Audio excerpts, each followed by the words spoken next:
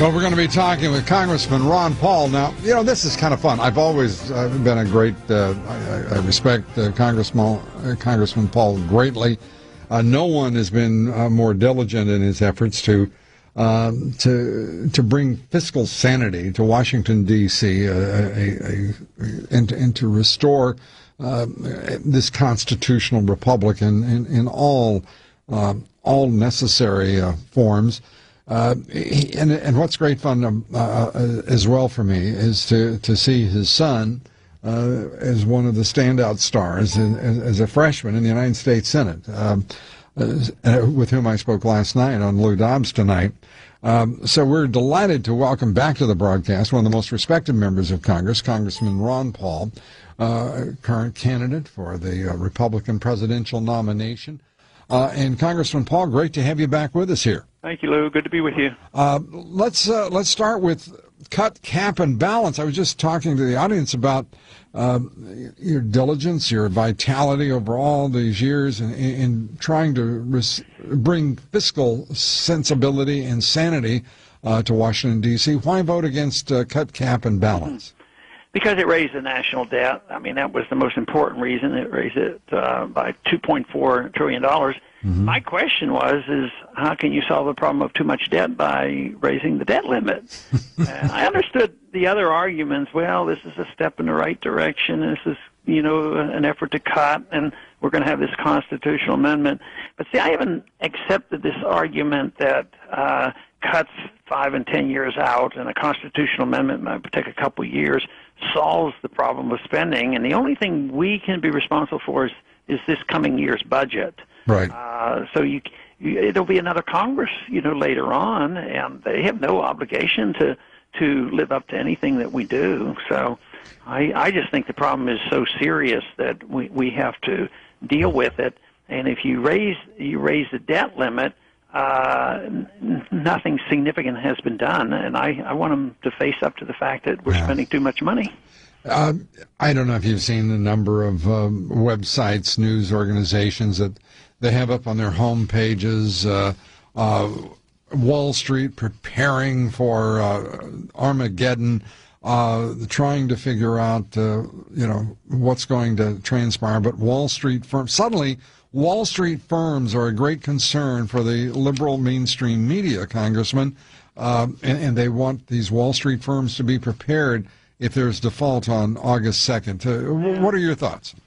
Well, I don't know. You might be a better person to even ask that question, too, because from my viewpoint of just looking at the markets don't seem to be all that disturbed. If they really expected a default on August 2nd, wouldn't you expect it to be a little bit more disruptive and maybe interest rates going up a little bit more than they have? So I don't think that's going to happen, because I personally, just from being around here for a little while, I'm betting that there's not going to be the default that they're talking about, where the checks aren't going to go out. Big governments and big countries never do that. They always default by sending out checks with less value in them, and they default, through the depreciation of money. And of course, that I've been talking about that for a long time. I think they'll depreciate the money over and above this idea that they'll default. But I do absolutely believe the debt is unsustainable. We can't pay it down. Debt has to be liquidated, and it's agonizing to do that, and that's why the debt really hasn't been, it's gone up rather than a lot of that debt should have been liquidated over these last 3 years. The people who ran up that debt, we shouldn't have bailed them out. That part of the debt should have been liquidated rather than putting it onto the taxpayer. Man, did we put something on our back to save a lot of folks who frankly weren't worth the effort. Right. It's incredible. Right. Let's talk a little bit about the plans to raise the debt ceiling, because there's been a noticeable dramatic shift in Washington from whether the debt ceiling should be raised or whether it shouldn't, to across the board now. I mean, there's one plan trying to outdo the other's plan every day. Right. Whether it's the president's, he was going to have a grand bargain. Vice President Biden was going to lead that small group of bipartisan geniuses forward, and they're going to come up with a solution. Then there's the Gang of Six, which Tom Coburn made the Gang of Five, and then somebody made into a Gang of Six. Then we had cut, cap, and balance, which is the gang of 234, which is the only legislation that has been voted on and passed that would actually raise the debt ceiling with conditions. What do you make of all of this? I think it's political grandstanding. People are, going to the wire to see who's going to get blamed and who's going to maintain power and who's going to win the next election. I think deep down in their heart they know that somebody's going to give, and it's not going to, they're not going to go past that day.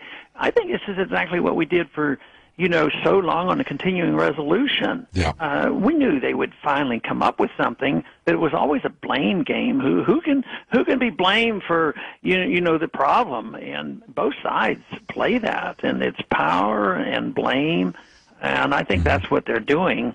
There for a while, the last day or two, we were told, just hang around, you're going to be possibly voting Saturday and Sunday. But then today they said, no, there won't be any votes.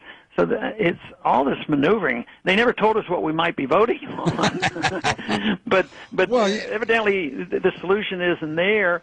But I think this August 2nd date, not that I'm a cynic at all, but August 2nd is about that time, the summer break is coming, and there's a lot of trips planned.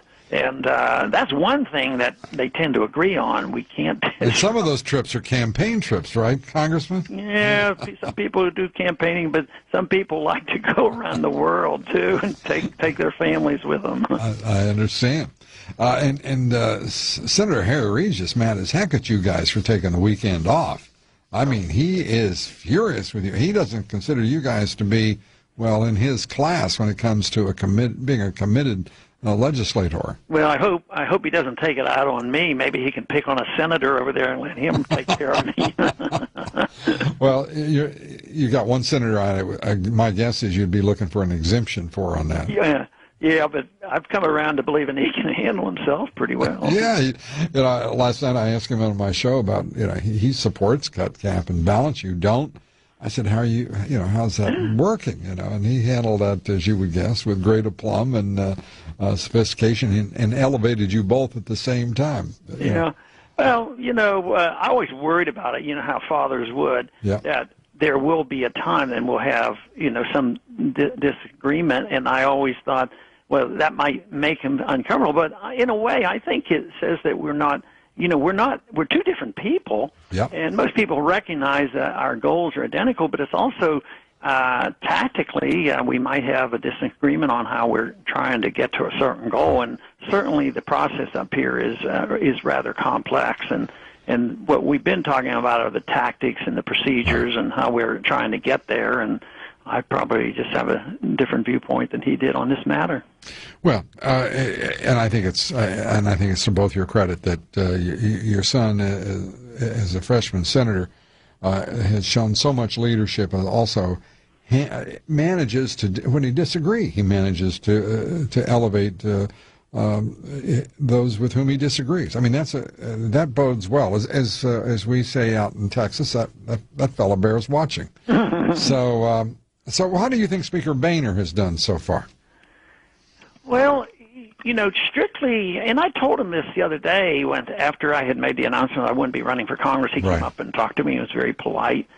And I told him, I said, your politics and mine, we haven't been in agreement all that often, because he likes more government than I do. Mm-hmm. I said, you really have run this place better than anybody else since I've been here. So as a manager of people and the management of the way the floor is run, I mean, he has done a very good job, and I think he's very sincere in trying to work this out. He just has, a different understanding about the role of government, and I understand that because my ideas on the role of government is pretty minimal. How little government I want. Right. But I think he's a gentleman and has done his best he can.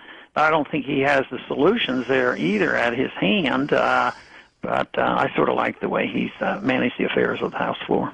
Yeah, I was interested to hear what you would say, because Boehner has, I'm going to be straight up, he's surprised me because he's shown the guts and the principle to hold up the Paul Ryan plan. I know that you're not a fan, but I happen to think that was so much farther a reach for John Boehner than I would have ever expected him to stand up to. He advanced it. He has really, I just shown a lot more backbone in this contest than I ever expected. Yeah. And, in that position, a person like myself wouldn't be very good in a position like that. His job is try to keep things moving along. So I see his job as a little bit different. Sort of like if you're in a political party, the chairman of the party has a different responsibility than somebody running for Congress or somebody voting in Congress. I think the responsibilities are completely different. So how do we resolve this, and how soon? Well, if we do. I think they'll have. I predict that they will raise the debt limit temporarily. Maybe enough to get us by another month or so. Let the trips go about, and maybe let the tone change a little bit. But eventually there'll be some agreement to raise it. Maybe they'll do it every 2 months or so, just to keep things going, and they'll go back to the old-fashioned default, print up the money, and lower the real debt through the devaluation of the currency, which will be much, much worse. I would rather them face up to the fact and cut the spending, because what can happen when you have a lot of inflation. People get very, very angry. And the price inflation right now is much higher than they admit to. Right. It's probably well over 9%, according to some private free market economists. And this is what devastates people, because the people that are on fixed retirements and Social Security, when you raise their cost of living, it really hurts. This is one thing about that Gang of Six program. They're going to change the CPI calculation again, and I think it is so deceitful. So they're cutting it, but in a deceitful manner, and they won't have to pay out as much. But it's still cut, and the people are going to be unhappy, and they're already noticing the packages are getting smaller and prices are going up, and they've been locked down there for 4 years now. Yeah. And people, and you, Congressman, I'm being absolutely serious. You're the only elected official I've talked with this year who's referenced retirees,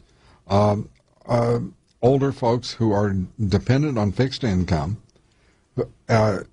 reference their economic travails, because they're looking at no return on savings if they are fortunate enough to have it. They have no prospect of that changing, and they are the last consideration. Yeah. I've brought that subject up both to Greenspan and Bernanke, and they dismissed it both times because they have a lot to say about interest rates and what CDs get. And, of course, they look at the picture and say, well, you have to have low interest rates to benefit the banks and, keep the economy and the Wall Street going. I said, yeah, but what about the savers who are trying to take care of themselves and they make 1%? If you had a market rate of interest, they might get 6 or 7%, and so you're really cheating them. So the whole system has not been protective of the elderly, right? And yet there will not be, the checks won't be cut honestly. What they're going to do is lower it by giving them money that has less value and make sure they can't earn any interest on their savings. Yeah, Mr. Bernanke and Mr. Greenspan have forgotten a truism of banking. Is you don't make the money on the number, you make the number on the spread. And but anyway, we've got the banks are doing pretty good right now. Yeah, they are. It's a heck of a business to be in, isn't it? Maybe we're in the wrong business. Well, and have been for a very long time. Bankers are in the right business. Yeah, but I couldn't sleep at night if I was making money doing that. I would have trouble with my conscience. Yeah, you and me both. And by the way, I'd get bored to tears. Yeah. So, anyway, and I know you would as well. Congressman, it's always great to talk with you. Thank you for being here. Lou. Good to talk to you. Wish you all the best. Congressman Ron Paul, Republican candidate for the presidential nomination. We're coming right back with your calls, your views, your thoughts.